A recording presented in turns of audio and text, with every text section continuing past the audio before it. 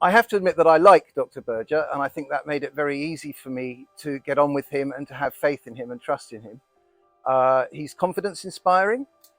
He was quick to diagnose me. He was sympathetic and was prepared to take the time to discuss my case with what felt like a very genuine interest. But certainly from my point of view, I would genuinely, definitely urge anyone who's in doubt about whether to go ahead and have this procedure to go for it, do it. I particularly like the prosthesis which I have, which is called the Oxford PKR. It's wonderful. It's a really good design. It has a very good track record. And in my personal experience with it, has been fantastic. I was working as a builder and I suddenly had a flare-up of my right knee. It became very swollen.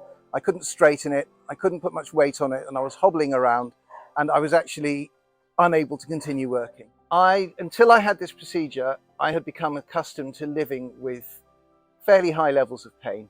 It was certainly enough to influence my ability to sleep. I wasn't working. I basically was a full-time patient. And since the procedure, I see myself as a completely fit, healthy individual again. I work, I do everything I want to do.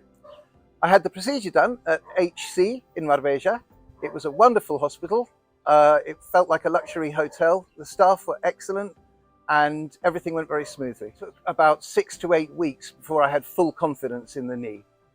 First I started walking about half a kilometre every day, and I soon built that up to 3 kilometres, and then I switched to cycling. I liked Dr. Boerger from the day I met him, but having said that, he was quick to diagnose me. The diagnosis was correct.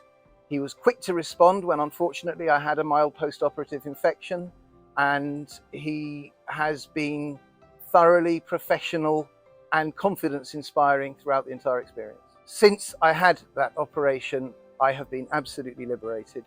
I can work, I can do everything I want to do, and I don't ever experience pain in that knee.